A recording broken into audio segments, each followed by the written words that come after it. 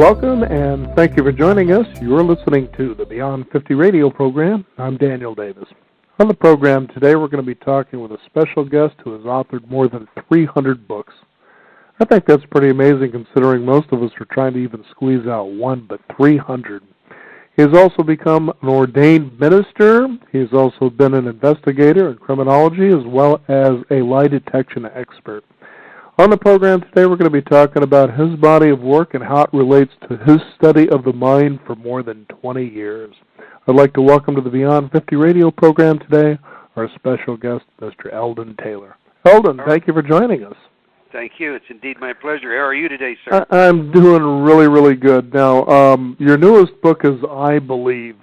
Now, I know that as people look at that title on the shelf, they'll say, well, you know, that kind of looks like just about everything else that's up there, but really, you go quite a bit deeper than that. Most people usually quote a lot of famous people that have done a lot of great things when it comes to the power of achieving, but you go so much deeper into what the mind is, how it works, and sometimes we come to understand that maybe the choices we're making most of the time aren't really ours as much as we believe. Tell us how you got started in all this. Well, gee, I'm not sure we have enough time to answer that question. But you know, the short version of that, Daniel, is I've been a student of why people do what they do all my life, and there was no time more acute to bring this in focus to me than when I was supervising an investigation agency, conducting lie detection tests, doing forensic hypnosis, and or criminalistics. Mm-hmm. And you could bring an individual in and you sit down and talk to this person, and if you spoke to them just in the right way, you could get them to confess to a crime that would put them away for life. Wow. And I had to ask myself two things. And the first one was, why did they do what they did? And the second one was, why would they tell you they did what they did? Okay? And in trying to understand that mindset, serendipity visited me. And by that I mean I heard about a study that was being conducted by the Los Angeles Police Department in preparation for the Olympic Games that were held in L.A., and an anticipated terrorist abduction scenario.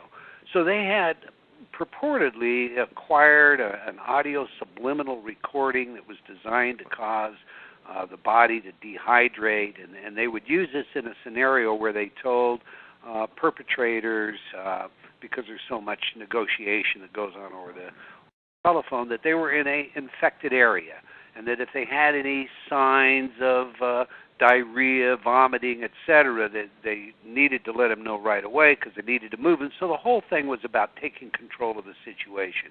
Well, I heard that they employed this with a cadet academy, and after 3 days they stopped because it was dehydrating cadets. I was never able to either verify that or have it denied. So I don't know for a fact that really happened, but it was a synchronistic change in my thinking. I thought, you know, one of the problems that we have in lie detection testing is that we encounter inconclusives, which simply means an individual who intends to tell the truth, but due to situational stress, their fear that they may be pointed at as practicing deception, we're really unable to say conclusively that they either are or are not telling the truth. And then we also get that perp that, you know, uses his countermeasures techniques, and once again, even if we visibly can see those countermeasures, we often have the only ability we have is to say, well, it appears that he is employing countermeasures. He's moving, and I ask him relevant questions, etc. But I can't tell you conclusively whether he's practicing deception or not based on the charts. Mm-hmm.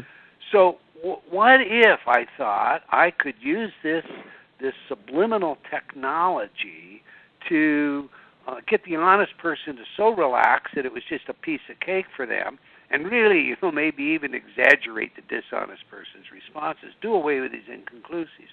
That launched an investigation took me into the literature, and the next thing I knew, I was looking at how we make choices at an unconscious level, how the subconscious and the unconscious actually are giving the conscious what to think. At that time, we had this understanding that Benjamin Libet's work indicated that in just a millisecond or so, there was a signal from the areas of the brain we think of as unconscious to the conscious, telling the conscious what to do. So we had what is known as cortical evoked potential, these P300 waves that were highly suggestive that indeed the conscious mind was the tail, the dog was the unconscious. It was deciding, and we were just thinking that we knew what we were deciding. However, today now, with the advent of fMRI, we know we watch the brain lifetime. And in a recent piece of research that is just, I think, most impressive of all, what we learned was that the MRI technician can know in as much as 6 seconds in advance of you knowing what your decision's going to be. That is, okay, down the MRI tube you go. In your right hand is a button, in your left hand is a button. You have a visual screen, and it's giving you questions with choices. You answer either by pushing the button in the right or by pushing the button in the left. The MRI tech watching your brain sees the area of the brain that becomes excited. That area is the decision. 6 seconds later, you push the button. In other words, this outsider looking at your brain knows what you're going to do sometimes in as much as 6 seconds in advance of you doing it. Wow. Now, that discovery was a turnaround in how I looked at why people do what they do, how important their belief is, how they get this programming into the subconscious, and how we go about changing it. Mm-hmm. Now, you were called in, for instance, as a witness during a pretty notarized trial with the rock group Judas Priest, if I remember. That's correct. And that was to find out whether or not these two young men who ended up eventually killing themselves based on a song from one of their albums, whether or not that album drove them through subliminal suggestion or backmasking or playing the album backwards, whatever the case may be, to do this, and of course was being denied that any subliminals or anything like that had existed. And unfortunately, when I was hearing about this, I'm like, geez, that was one of my favorite rock groups, and I still enjoy those guys to this day, but I couldn't imagine doing anything like that.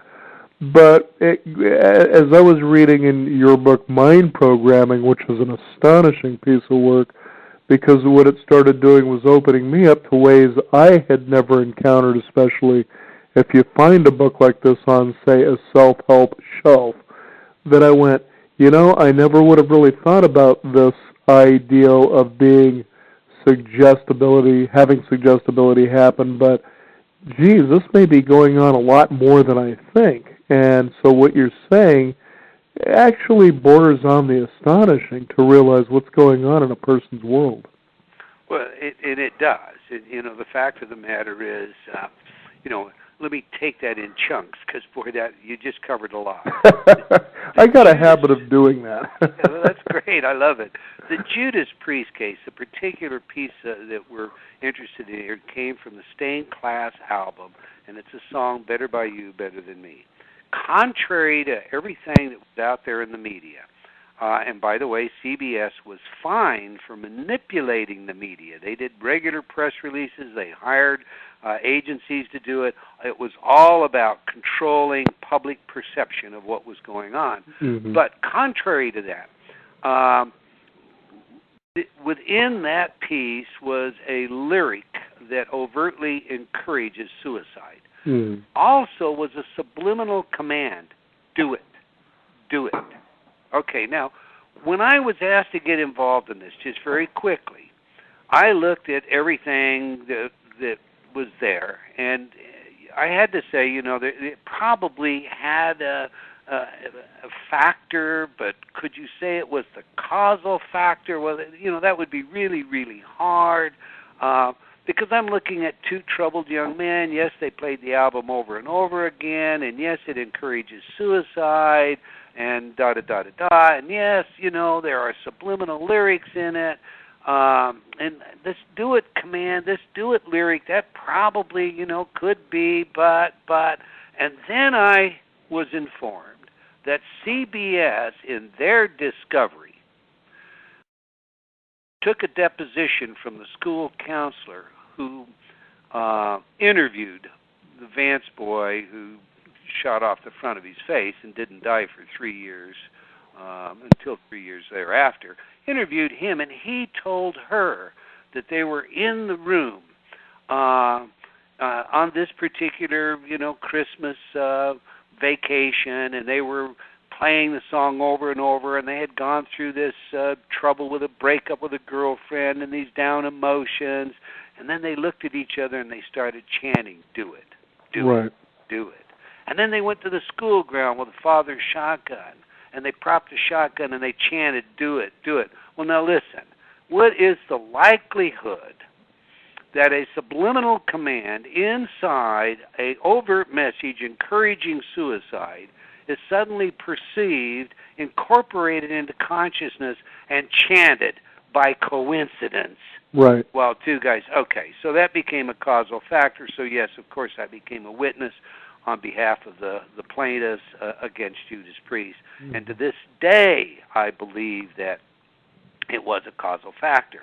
Now, you brought that case up because the most important thing about that case with respect to your question is how it led to manipulating the public's perception of what subliminal was and how subliminal was used. Mm-hmm. And of course, we got all these ads and articles about, subliminal is a hoax, it's a fraud, it doesn't work, you don't need to worry about it, we don't need any laws to protect you because nobody uses it, because after all, it doesn't work anyway.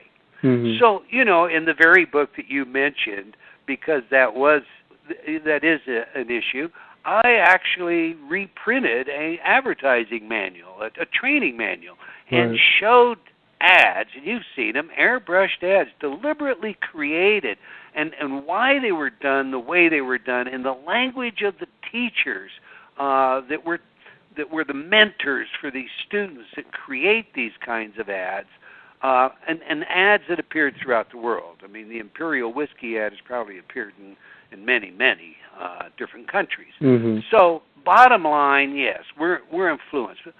Here is the other thing that we have to understand. I mean, we can look at subliminal and we can say it's subliminal because it's technically masked in a way that you can't see it. Maybe it's a visual, a Disney visual that is 1 slide in 15. It goes by so quickly, there's no way you can consciously perceive that unless you're slowing down every frame. Unconsciously, the question is, do we perceive it? And the evidence is robust there. Indeed, the meta-analysis of Robert Bornstein, as published in Psychoanalytic Perspectives on Developmental Psychology, is so robust that there is no question about whether or not we process that information. None whatsoever. Mm-hmm. So it can be that kind of a subliminal, but it can also be the kind of subliminal message that we get every day when we sit in front of the television set and we have a commercial come on designed to sell us something. See, every one of those messages tells us we're deficient in some way. Our hair is not as full and fluffy, our makeup isn't as good, maybe we weigh too much, we're not pretty, we're not handsome, we don't have the right products. The fact of the matter is you cannot sell a life vest to someone unless they think they're going to drown. So the ads are all designed to make you feel deficient. Right. Okay, now, the research shows us that today, the average person approaching 65 will have watched 9 years of their life in front of television. Will have spent 9 years of their life watching television. Now, the average 18-year-old today, by the time they reach 18, has seen 200,000 of these commercials. Mm-hmm. They all contain this one subliminal message. You're defective. You're deficient. You need to consume. That's pretty overabiding. And then if you add to that our natural biological enculturation, because we've all been through that peer pressure that causes us to pretend to be what we want to be. Pretend to be tough. Go ahead and make my day. Pretend to be erudite. Pretend to be foxy. We all go through that stage in our life where we're looking to be something, and the way we begin to be that is we pretend. Our dad is a cowboy. He wears a hat and boots, and he buys us boots when we're 18 months old. That's how we come into the world. And just like a duckling raised in a chicken yard, if that's how we're raised, then we begin to behave like those chickens. So we have that enculturation, and amidst it, we have all this no-don't, what I think of as this no-don't syndrome, and it basically is you're not old enough, you're not smart enough, you'll never amount to anything, you have a funny laugh, your walk is, all the negative things that children are told by parents and peers as they're growing up. And they have no rite of passage, so it's never just someday, washed off of them like the Native Americans where, you're no longer a baby, you're now a brave. We just take this all into adulthood.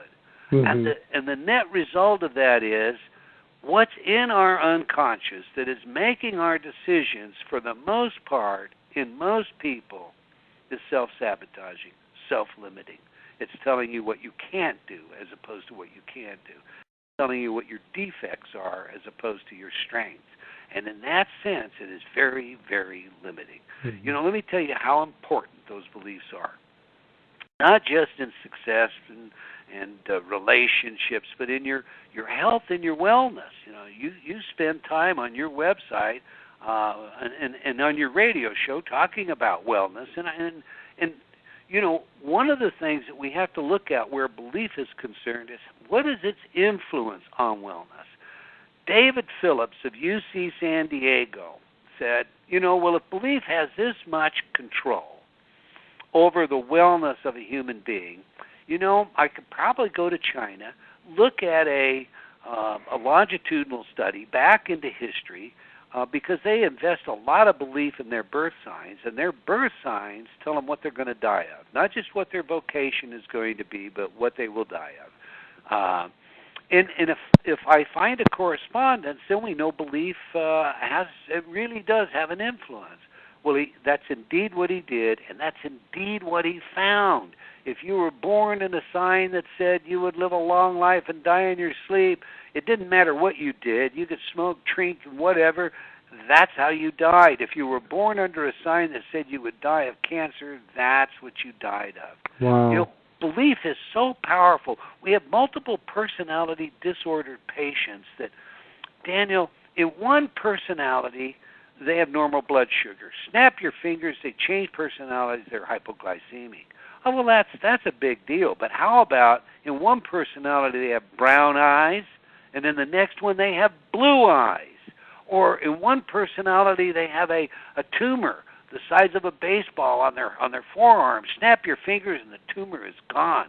I mean, what happens when you change a personality other than you change the belief about who you are?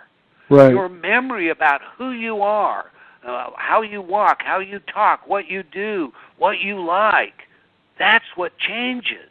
Mm-hmm. And that change changes the physiology in the snap of a finger. It's incredible. That's the power of belief, the real underneath. You said in the setup, some of these books talk about, all the great men and what they believe. And I think that's wonderful. But what I wanted to do in the book was show you what the power of that belief really was and how much it controlled your life, as opposed to spend my time on telling you what you already know. Mm-hmm. And what's so fascinating about all this, Eldon, is that, for instance, as I had said earlier, as I read mind programming again, I thought, wow, this is a fascinating subject, because you have all of your best-selling authors out there that are selling how-to books. There's secrets, there's steps, there's all these things that you're missing. Buy this book. and you're almost assured or pretty much assured success, and we want to believe that. We live in a day where we want to be guaranteed things. The truth behind that is, if it doesn't work, we're going to give you your money back.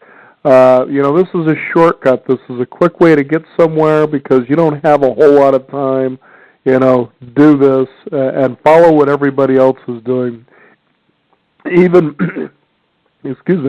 even in my own experience, as I've worked in the food industry as a server, what I found fascinating was, and I even would have fun with this, when I would have guests say, "So what do you like on the menu?" And I would suggest something, and they'd kind of lean in that direction. I'd say, I always find it fascinating. Up until today, you didn't know who I was, and you're willing to stake your dining experience on a choice that I'm going to make for you.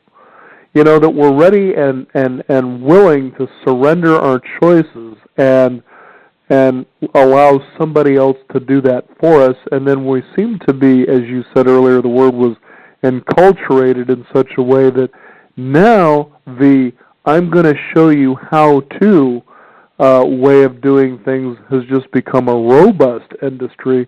You start to wonder, whether people can even exist from point A to point B on their own with their own thoughts. Quite an interesting way things have turned out. And I totally concur. I mean, you've really bunched a bundle there.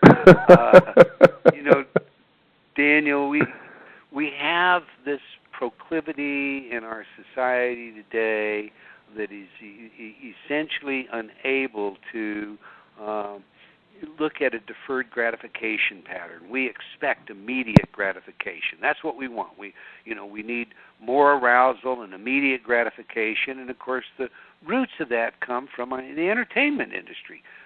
The entertainment industry is all about arousal. If we have arousal, we walk out of that theater with, wow, wasn't that great, those special effects, and so forth. Or it can be a moody arousal. It can be, the tears that come to our face because it's a wonderful love story, but it's arousal. It's nevertheless arousal. Now, when we look at arousal today, and I find this really, disgusting, but when we look at arousal, it's all about sex and violence. Mm-hmm. Well, the human being is wired with 4 basic drives: fight, flight, feeding, and fornication. That's what we call the 4 F's. We are wired. They're our basic drives. So listen, if the entertainment industry can tweak those, well, that's exactly what they want to do. Now, I flash back, I date myself some, but I flash back to Marilyn Monroe and her skirt being blown up by a street vent, okay? Mm-hmm. Air rising from that. Wow, that was titillating. It's not titillating at all today. It's really rather boring.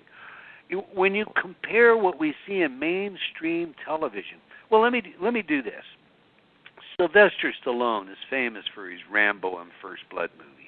Here's the example of what I'm talking about. In 1982, in First Blood, 1 person is killed, and they're not killed until 29 minutes and 31 seconds into the movie. Okay?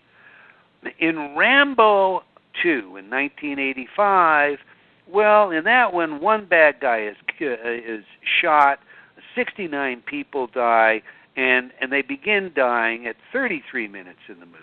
Mm-hmm. However, by the time we get out to Rambo 4 in 2008, we're going to kill 236 people. We're going to make the first kill in 2 minutes and 59 seconds of the movie. Now, that pretty, that's the process that is systematically desensitizing our threshold of arousal. In other words, the arousal is met, but now that it's been met, well, it's not arousing any longer. We need something more. And as we systematically desensitize this threshold of arousal, we begin to look for more stimuli. And more stimuli means I want it now. Sure. And that means the shortcut. Now listen, then let's go to the secret and the law of attraction. And all you have to do is visualize it, and magically it, like a magnet, is slapped into your headquarters, or whatever. Here's what's going on. everybody knows about James Earl Ray, or Right. James Ray, okay? And the Sedona tragedy. And here we have, we have these people that have invested their confidence in him. One of them is a doctor. And 3 people die in the sweat lodge. This is all about law of attraction, because Bob Monroe, one of the people that appears in the Secret movie, the great spokesman for the law of attraction, he says that, the law of attraction brought this about. Well, now that's just so much nonsense in my opinion. Here's what we do know, however, about this authority. So let's cut through the chafe and go to that. There is an area of the brain that when we use functional magnetic resonance imaging, we see shut down in the presence of an authority. That area, the nucleus caudate, is the area that discriminates, that makes decisions. So look, you're sitting in front of your doctor, and he says you're terminal. Well, your discretion, your discrimination ability that you would normally use to make a decision is suspended. It is literally, in the words of PET and MRI people, turned off. Turned off in the presence of an authority. Now, that authority could be your clergy, could be James Ray. In the presence of the authority, including the waiter, who says this is the best dish on the menu. He, after all, would be an authority about what's on that menu, even though you haven't met him. You see, we abdicate our power, we turn off. Now, let me make that point again, because I'm going to come back around here. Years ago, I ran a study, an oncology study, with a cooperation of a number of healthcare professionals, and the study was designed very specifically to look at changing the attitude of a patient, and if you change the attitude of the patient, would that change the onset of the disease? Now, Norman Cousins had written The Anatomy of an Illness. He had told the world how he had cured cancer with laughter, how stress had been what had induced it. So how much of emotions and attitude might be factors? That was the underlying theory behind this study. We used a audio interdiction that the physicians passed out. It was one of the InterTalk programs. And the way the study was designed, they could give it to the patient with any instructions. I mean, a physician could hand it to the patient and say, here, take this home and play it. I can't help you any, but it may make you feel better. Or they could say, hey, there are miracles. So, if you believe things are possible, it's amazing what we see in healthcare that is a result. This program is designed and da-da-da. So we had no control over how they sent it out. 3 years later, we did a follow-up study to see where we were, and this is what we found. Overall, there was a 48% remission. That's pretty impressive. But when I broke out the data, there were 2 categories that really disturbed me. One category said, every single patient whose physician reported the mind had no role in wellness was deceased. How about that? However, contrast that to every single patient whose physician said the mind had a role in wellness was in remission. My goodness. I can only imagine what these doctors told their patients, but at the time it really disturbed me. I mean, how could that, why would that be the instance? Now we know it's the area of the brain that just turns off in the presence of an authority. We have been conditioned that way. That's how our society operates. The authority has charge, and we are conditioned to allow them to tell us how the world should operate. Mm-hmm. Unfortunately, we've taken it just too far.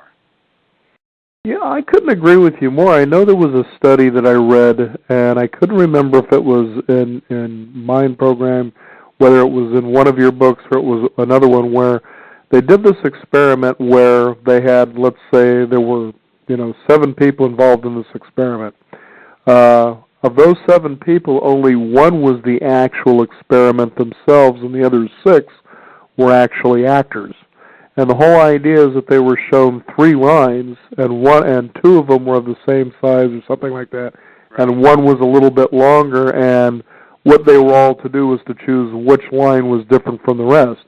So of course they go through and they show this, and it's pretty obvious. One line is longer than the other two, and so they go through this again. And as it turns out, the other 6 change their answers, and leaves the other one kind of astounded, like, well, wait a minute, maybe I didn't choose the right thing. So it showed how easily we fall into, as we were saying, the expert, when it becomes a group of people. And obviously, as herd animals, if you want to consider yourself a human as one of those, don't want to be outside of the herd. That's right. I mean, and that is in mind programming. That's okay. Many of the studies, but we are, as you said, herd animals, and it is important for us that we fit in. I mean, that's elementary. The fact that we seek to maximize our pleasure and minimize our pain is just simply elementary. And it goes on at all levels of our being. That's what a lot of people pay little attention to. It's obvious that if I put my hand on a hot burner, I am not going to do that twice in a row, at least on purpose, because I immediately receive the punishment that's involved for doing that behavior. It's also obvious that those things that give me pleasure are the things that I seek out in life. Now, of course, we have the exceptions, that which is socially acceptable. So we have this defense strategy called sublimation, where we find a way, say, to act out our sexual appetite in a socially acceptable way, and we can call that, marriage, okay? Mm-hmm.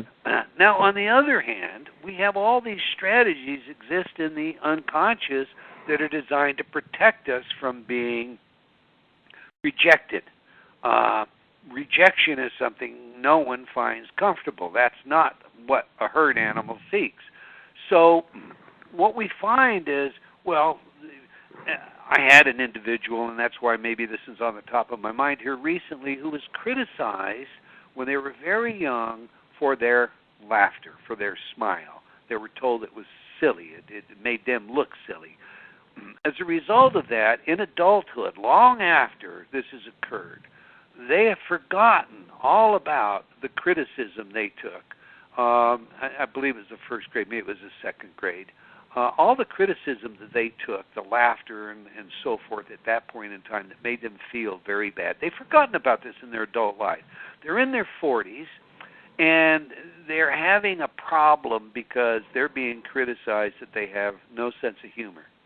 They never laugh, and they don't smile. Now, it should be obvious at this point that what's gone on with this individual through their entire life, Daniel, is a compensation strategy. I will avoid the rejection that I felt when I was criticized for the way I laugh by not laughing. Now, in order for that mechanism to work, it has to be hidden from the conscious mind. In other words, once we become aware of it, as this individual then did, it became more and more easy for him to smile and to accept laughing and to realize why he hadn't been able to before. Mm-hmm. It's kind of like when we're children and we're in our bedroom, it's dark, and there's a boogeyman in the corner, and we finally get mom and dad to open the door, turn the light on, and we see it's how we hung our pants over the door or our shirt over the chair. We see it.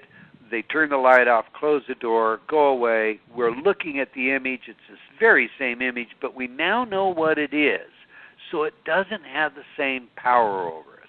Well, in order for these mechanisms to operate, they have to be hidden. So they do have sufficient power to operate at an unconscious, and they're propelled by these beliefs that we have established early in our socialization as a result of the enculturation process. And what makes it fascinating about what you're saying is I actually followed up on one or two of the books that you were talking about in mind programming. One of them was The Secret Sales Pitch, and that was just a real eye-opener when you took a look at the ads this guy was showing you, and you realize, my goodness, pretty soon you start looking for this kind of stuff just about everywhere you look after a while. That's right. But what was really unique about that and what you're saying now is that these subliminal suggestions or images, whatever, they'll slip past your conscious radar, and you can see how easy that happens because you're not looking for them in the first place. Then all of a sudden, there's something inside of you that stirs and hides that over. Now, for instance, and most of these ads, they had a lot to do with sexual imagery. Right. And that you would, based on that alone, wouldn't admit to the fact, didn't you see that pair of breasts there, for instance? Because you wouldn't want people thinking, geez, all you've ever got is sex on your mind, so there must be something wrong with you. Well, no, that was actually there. And so we begin to rationalize why we do what we do, no matter how ridiculous it seems. For instance, take smoking. I can't imagine, or do I know of anybody, including myself, that first inhaled their very first cigarette that could say, I thoroughly enjoyed this. Yet, even in your own admission, 2-3 packs of cigarettes a day you work yourself up to. I've seen this, and people say, I get a lot of pleasure out of smoking. It's ridiculous. It's the same thing with drinking alcohol. I can't imagine anybody who, when they took their first drink, would be amazing if you could film that first drink that anybody ever takes that looked like they really took a lot of pleasure out of it. Yet you build a resistance because you hold on to that. That just seems irrational. Well, it is irrational. Our need, our sense to belong. I can recall when I started smoking. And again, I'm dating myself, but Edward R. Murrow was on television, and he had his ashtray right there in the 6 o'clock news, and he was flipping his ashes in that and taking his drags in between sentences. And how about Rod Serling of the Twilight Zone? Yeah. That was another one. And I remember the doctors that used to appear on television to tell you this brand was the healthy brand, okay? They're unhealthy, but if you're going to be unhealthy, do the healthiest brand. Oh, yeah. Well, anyway. But, it was a whole culture that made smoking unanimously something everybody did. At the time I started to smoke, at least there were very few people that didn't. It was Edward Bernays, indeed, who rolled the cigarette out and made it acceptable for women. And Bernays is the father of propaganda, But what we have is we have this need to want to belong. And if you want to be John Wayne, well, John Wayne was a smoker at the time, If you wanted to be the rough and the rugged, or you wanted to be the debonair, they had a role for every aspect of our society that fit the cigarette. And they had a cigarette, a slim, a filtered, a Camel, the tough one. They had a cigarette for the entire population. It was all about making, and it's an excellent example, making something universally desired, because if you didn't, you were a part of the outcast. Now, no one wants to be on the outside. So because of that, when you're a young person, you hear that drinking and, what it's like at parties, and like you say, that first drink, that burns all the way to your toe. It's not, what you would say is like a lifesaver, or, your first sucker. It is totally horrible. But because of your need to belong, you have another one. And another one, and of course the body adapts, and then you begin to tell yourself how good it is, and et cetera, and so forth. Indeed, you've hit on something that I think is critical, Daniel, and it's something that I now use, and often share with people who want to change habits like smoking.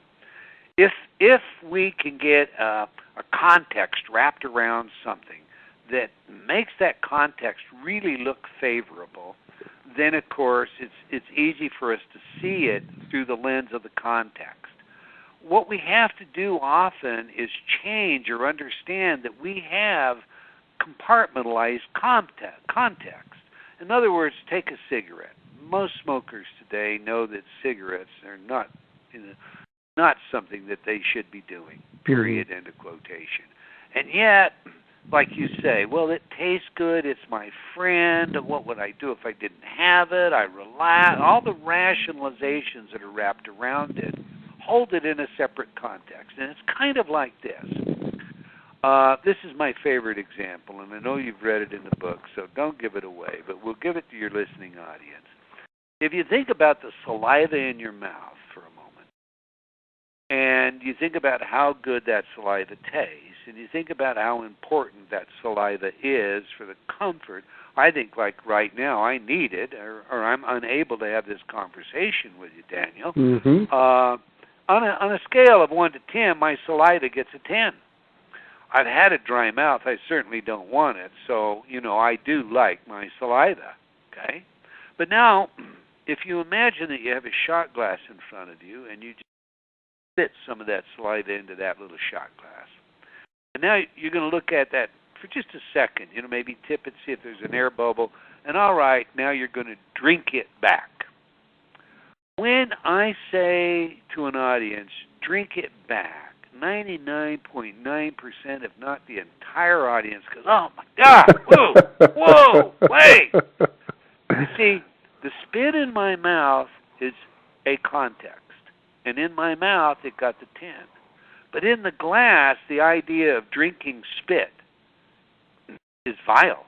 Now, there's an example of how we get context-bound in our thinking. And it's in changing the context and realizing, the cigarette is not my friend. The cigarette doesn't assuage anxiety. The cigarette actually causes blood pressure to increase and neurochemicals to change that propel anxiety. It builds anxiety.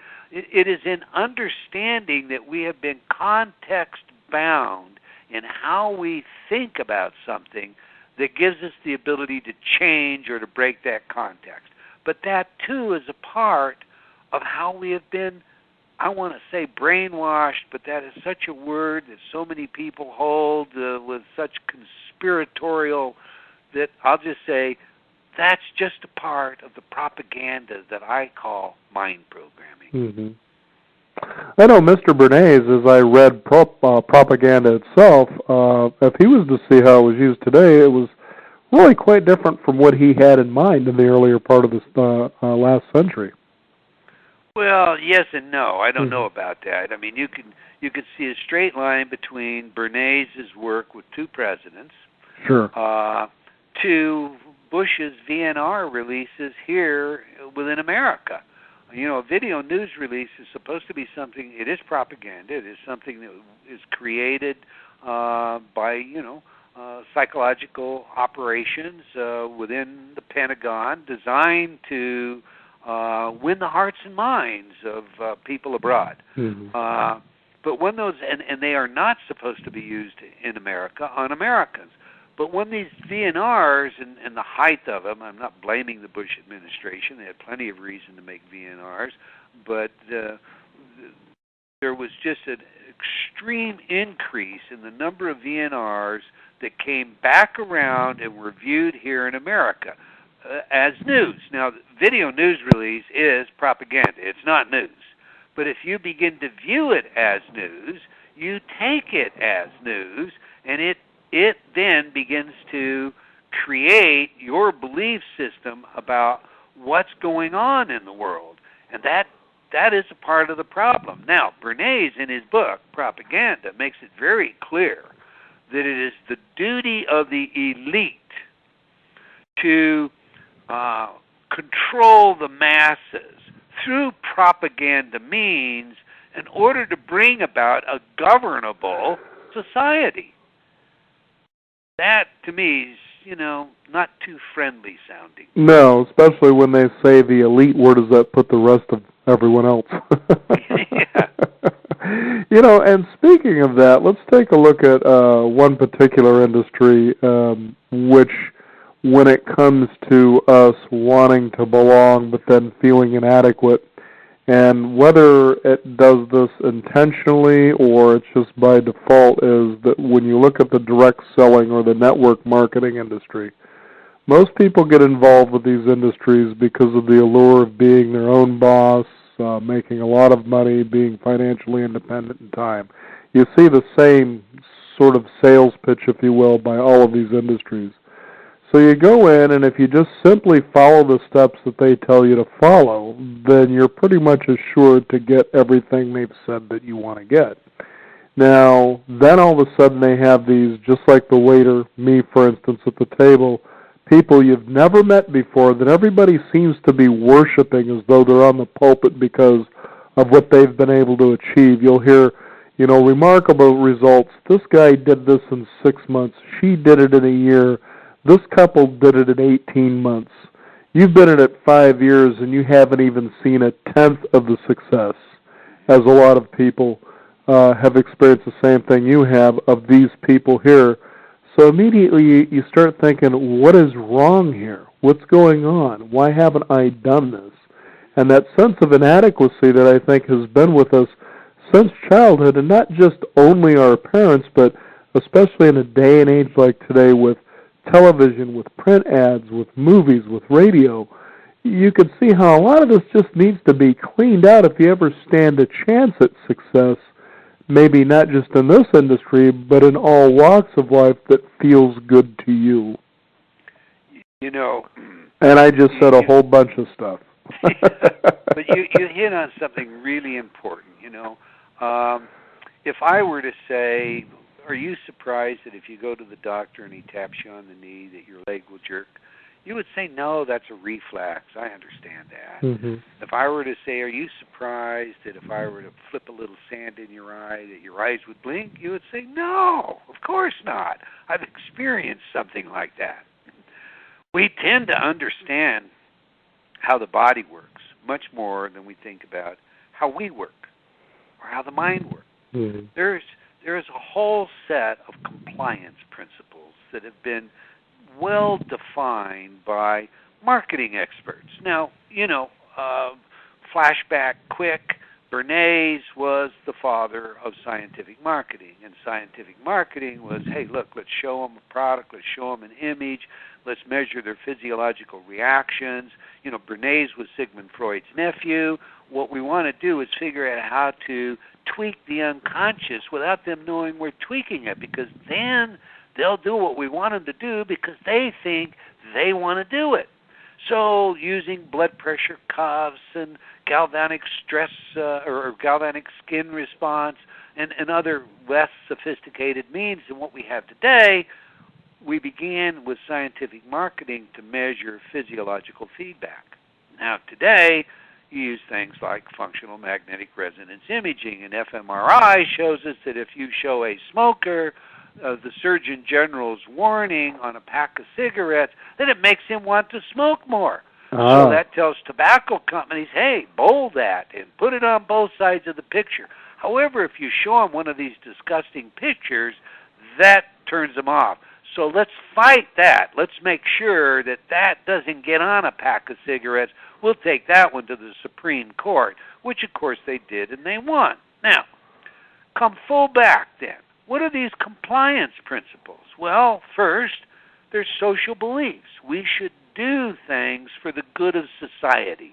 That's a compliance principle. That simply means that I can be persuaded to do something because it is to the benefit of society. We have reciprocity. If someone gives us a gift, we feel that we have a debt or an obligation. So the guy comes to the door, knocks on the door, and says, I've got a bottle of Pepsi here, a quart of Pepsi I'd like to give you, just as our gift. You say, what is the catch? No catch. It's just a gift to you. Oh, well, thanks. I'll take that. It's a hot summer day. Well, now listen, by the way, could I just have about 5 minutes of your time to show you the little green pig? Now, that happened to be an exact presentation that compact vacuum cleaners used for door-to-door sales. Mm-hmm. And it's all based on reciprocity. We have social proof. You mentioned this. What's the social proof? Testimonials. Right. When people stand up and tell you, I did this happened for me, we can get goosebumps. We can get chills about hearing their stories. That's motivational. Yeah, man, that's for me too, So, of course, marketers are going to use that. We have association. We see that often. Politicians and the baby, that's the classic. But research shows us, look, all we have to do is have in the room the presence of a credit card logo, and it will increase sales by 29%. 29%. Because of credibility, right. Allegedly. Right. And look, there are all kinds of things that are added by association when you're watching a YouTube or a movie. I mean, the music, the canned laughter, the sexy women. We know research shows us that we can take 3 automobiles. We can drape beautiful, women in, we'll just say a swimming suit, okay, over a car, and men will judge that car to be faster than the other 2. Now, we'll bring them back a week later, and we'll show them the same 3 cars, but we'll have the women on a different car. And they'll judge that car to be the fastest. And when we show them what we've done, they'll deny that it had any influence on it. So association is a compliance factor. Eldon, if I could stop you on just that one point there real quick. You reminded me of a movie starring Dudley Moore called Crazy People. And for those listeners who haven't seen this, he's an advertising executive who has a nervous breakdown. So they send him to a sanatorium, basically, so he can get his mind right. And so he begins to show in group therapy what it was he did in the world, which was to write ads. So he gets all these other crazy people to do this. And so they start doing these ads that just become huge.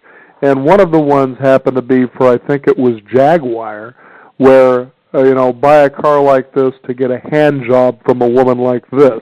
Right. And then you see at the dealership that was such a great ad that you see this cut out of this woman, and you get this little slip that says, yes, I want a hand job, and you've got to fill this out. Anyway. Yeah, you're absolutely right. That's a wonderful point to make, okay? Then, there are 11 compliance principles, and I can continue going through each of them, but the bottom line is, and there's probably more than 11. I have. We'll get them to pick up your books and let them read them. Yeah. Believe me, you're missing out if you don't. Thank you, sir. The bottom line comes down to this. Like I said in the setup to this, if I tap you on the knee, you're going to have a reflex. You're going to respond to compliance principles that are well-defined, well-known by the marketers. These scientific marketing that we think about from back in the 20s, the 30s, the 40s, that's now neuromarketing. The age is so changed. There are literally billions and billions and billions of dollars spent by everyone from political parties to the merchandisers of the world to understand why we do what we do and to get into the whys and the hows at an unconscious level. So again, we do it believing it's what we have decided to do. Now, in light of how we started in this program talking a little bit about subliminal persuasion, you have actually patented a technology that does that very thing, that helps people to do, for lack of a better word, and certainly correct this, subliminal programming in and of itself, to basically begin to have a communication with your subconscious to maybe change and empower a person to begin being in contact or in touch with making decisions that are obviously, once they get to the conscious mind, then you act on them. But a lot of times, as we've proven through the program, a lot of those choices you make are just unreasonable, such as smoking. Now, this was a technology that you had patented. Tell us quickly a little bit about that and how it works. Well, flashback very quickly to, the setup. where I changed careers, I was looking at, could we develop this audio technology that would, for all intent and purposes, minimize the number of inconclusives I had in a lie detection practice? The answer, when I was all said and done, was yes. And that led to the patented technology called InnerTalk. A friend of mine, however, then said to me, well, then you're having so much success with this, do you think it would work in the prison system for rehabilitation? Maybe we could lower aggression and hostility, increase reflectivity, stop... Which is a great place to see if something like this would work, would be in a place where people are incarcerated based on decisions they made that landed them in a place nobody wants to be. Absolutely. So we went out to that prison system and we ran the first of its kind double-blind study, and with some very sophisticated instrumentation, the the Minnesota Multiphasic Personality Inventory. Okay, I'll just say it the long way, okay?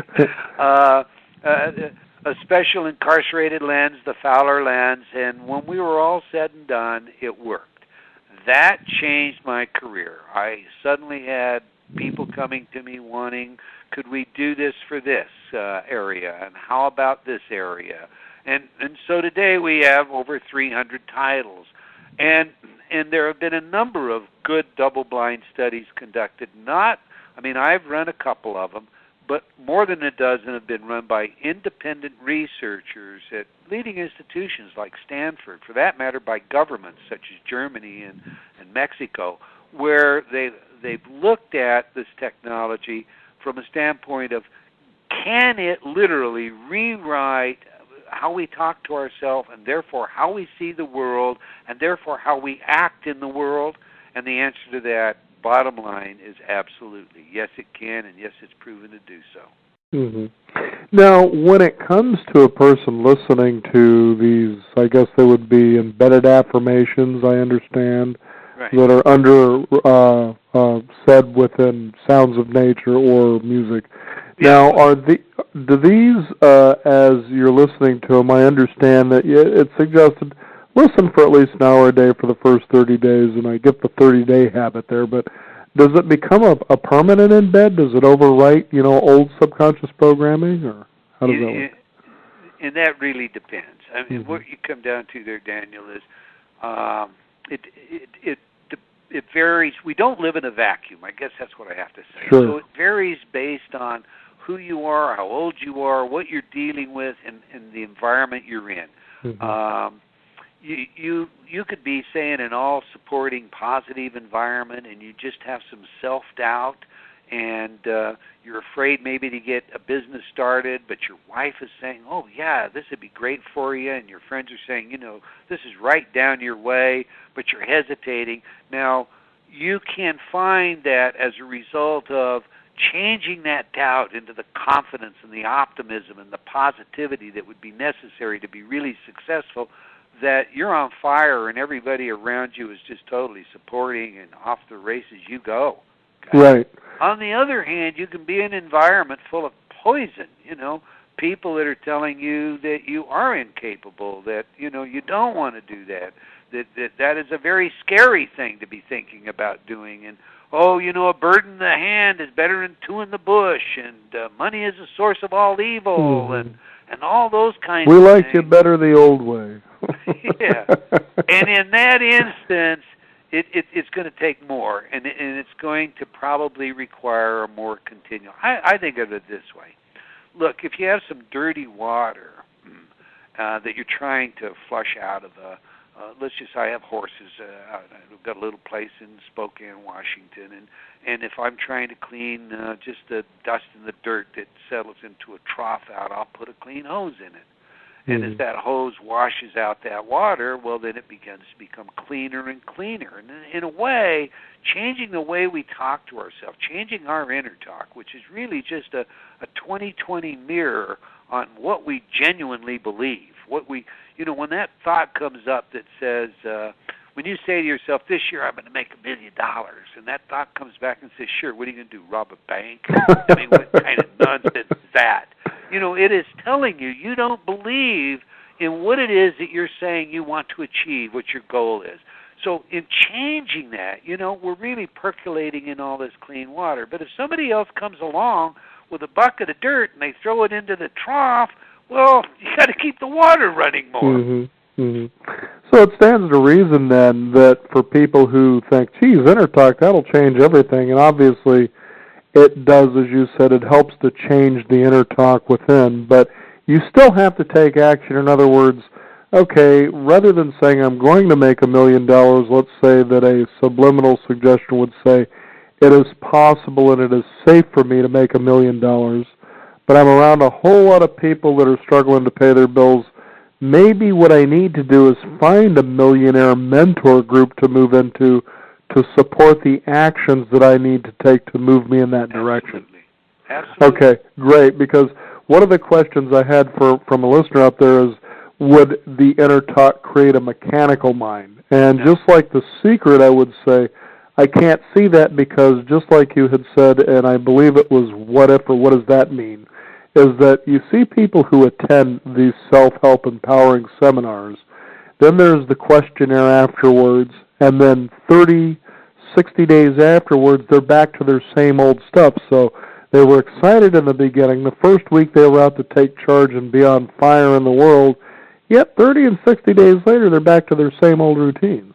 That's right. And exit studies show us that when you talk to these people as they're leaving these great seminars, they're all excited. It's just fantastic. Mm-hmm. But when you do visit with them 30 or 60 days later, they're full of rationalizations about why. It just didn't fit my personality. I haven't had the time, haven't had a chance. Well, and the one that kills me is, well, I heard about another one that's coming to town, and I want to go see what it's about first. So they're just guppied up, man. They are serialized into the addiction for self-help.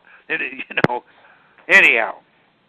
Fascinating stuff. Now, I did have one interesting question right here posted about this also, and this comes from a spiritual point.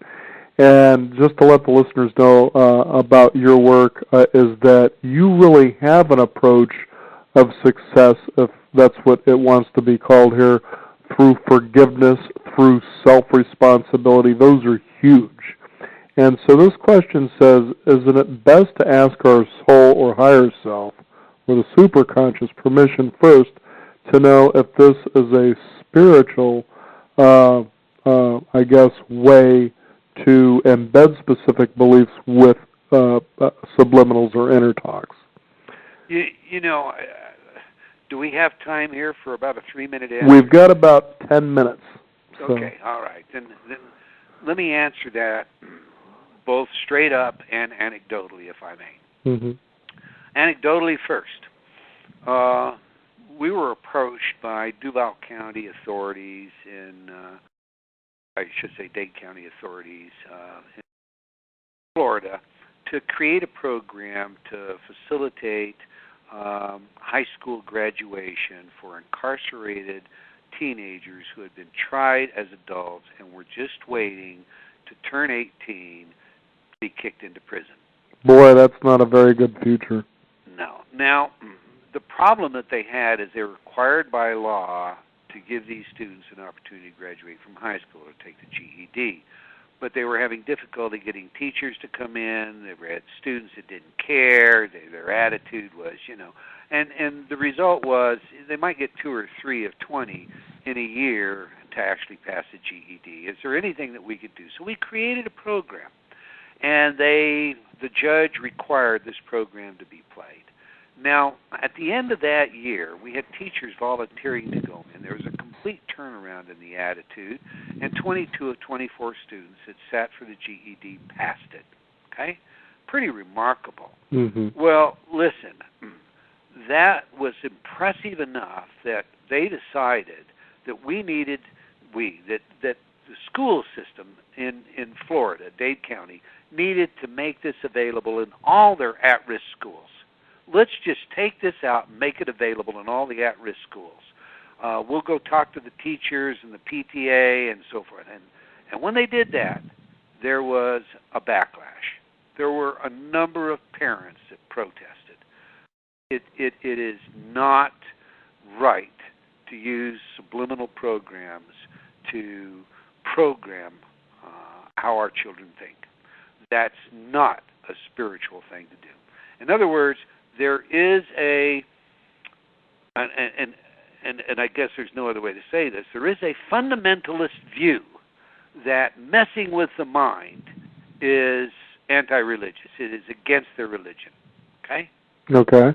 Now, that said, you and I have talked for nearly an hour about everyone that messes with your mind every day. Exactly. And they're messing with your mind when you're letting them sit in front of television and they're your babysitter. Mm-hmm. Okay? You can look at the human being and say one of the things that sets us apart from the rest of the world is our ability to think. Clifton Fadiman said, and God plagued man with the ability to think. Well, is it a plague or is it a blessing? Now, personally, from a spiritual standpoint, I think we have an obligation to use that which sets us apart, this higher cognitive ability, in the highest, best way we can. And then the highest, best way we can means I am going to avoid being programmed to be a consumer that needs more and more stimulation, more and more sex, more and more violence, that I'm going to avoid being programmed that I'm imperfect, I'm incomplete, that God made me a defect. And instead, I'm going to be confident and positive about who I am. Now, you mentioned the forgiveness and the self-responsibility. Every one of our programs has a spiritual component. It is not a religious component. I mean, no. It's not a Buddhist. It's not a what Sikh, I've seen, not a Christian. Yeah, what I was going to say about that, too, is I noticed, because you actually write what the affirmations or the messages are within your book. In fact, in Mind Programming, you give a CD called Serenity. And you write, this is what actually is on that, and you share how you can tune it in on a regular stereo so you can hear what's actually being said. Right. And I noticed that a lot of them start with an I am statement. And what's fascinating about that is just recently I was watching a Wayne Dyer OPB special, and he was talking about the I am discourses and relating it to the burning bush and Moses. This is how God says you can become this, is with an I am statement. And so I was pretty astounded at how I seen that. Then your work came along, that serendipity as you were talking about. And I thought, well, this just makes a lot of sense. Because when you say I am, you're literally doing that self-responsible. You are claiming that. You own that. And it's pretty amazing how that moves forward. And it works. Mm-hmm. And again, through some rigorous scientific studies for the past 20 years, there is no question about whether it works. So, I mean, I'm in total concurrence. I am that I am. That is the pathway. Mm-hmm. You have been made perfectly. You may have allowed the world to tarnish your view of yourself, but I would say all that you are is a gift. And the only way you can repay the giver is in what you do with the gift. I agree. So I come to see from based on, I'm so glad you brought up the teen study there, and I can see where they would give up. I mean, come on, you're going to want to graduate me just so I can go to prison? That's the same thing with the epidemic that I see with cancer today. All of a sudden it's a celebration. That we're just expected to get this now. And so it leads me back to the subliminal, the inner talk. So this works really well with children and teens as far as, kind of soothing them a little. I mean, the answer to that is yes. I mean, okay. It is an antidote. That's how I see it. Okay. It's simply an antidote to all the negativity that they otherwise encounter in the world. Mm-hmm. Now, is it possible that resistance to this can happen if somebody is listening to these inner talk programs? Yes. I mean, that's not at all uncommon. And often it manifests as, I can't stand this soundtrack, or it gives me headaches. Whenever you're trying to push through something, resistance is very, very common, and we can have some deep-seated beliefs. And I'll tell you one that I see more people hang up on than anything else. On every single program we create, there are three messages. I forgive myself, I forgive all others, I am forgiven. You can call that the principle of grace. You're already forgiven. Mm-hmm. As soon as you turn, the prodigal child story, as soon as you turn, you're already forgiven, okay? Now, you can also look at it practically, because these were the three key messages we used in the prison system. Practicality is, I can't blame anyone for anything if I've forgiven them. And if I can't blame them, that means I'm responsible for changing my life, for everything in my life. Now, I may not be responsible for all the stimuli that came to me, but I am definitely responsible for what I did with it, right. how I reacted. Mm-hmm. And that's what that's the most important part to me, because as long as you can displace responsibility, as long as you can blame someone else, well then, but for the grace of God, there go you, What can I tell you? My daddy was an alcoholic. My mommy was a prostitute. The neighbor boy mainlined me when I was 12 years old. That's the kind of stuff we heard in the prison. The kind of stuff I hear out on the street, well, I wasn't born with a gold spoon in my mouth, I can't find a job out there. There's a recession going on, everybody's unemployed, Okay, now listen, not everybody's unemployed. Right. But everybody with that attitude is. You see, so it really comes down to how I believe, what I believe, and how that manifests in the world. Mm-hmm. Really fascinating stuff for those of you tuning in. We're talking with Elden Taylor. His book is I Believe, and it's eldentaylor.com. Is that the website? That's it, sir. Very good. I'd love to have you back on the program, because now that we've talked about all the ways that our environment has enculturated, which is kind of a neat word in and of itself, for us to be who we are, and now that there is a way that we can change a lot of that fairly quickly. And I will say on that Serenity CD, for instance, in your book, Mind Programming, my own wife played it. She says, I don't know what's going on here, but I feel pretty calm and okay about this. That's great. And I said, yeah, it kind of has a way of just making you feel steady and in the moment about things, which is pretty empowering, because what I'd like to get into in an upcoming show with you, providing you'd love to be back on, is how we can begin to talk about, the quantum world that everybody seems to be paying attention to, and serendipity, and how success, once you're in a right state of mind and spirit, becomes accelerated. Wouldn't you agree? Absolutely, and I'd love to join you anytime, Daniel. You're a marvelous host, and we just have a conversation, so it's great fun. Very good. Well, we'll look forward to it again. And your website? EldenTaylor.com. Very good. EldenTaylor. The book is I Believe, and our guest today, Elden Taylor. Again, Elden, thank you so much for joining us here on the program. My pleasure. We also encourage you to visit us at our website at Beyond50Radio.com. Find out more about I Believe. I'm Daniel Davis. This is the Beyond 50 Radio program. And remember, live your day past halfway.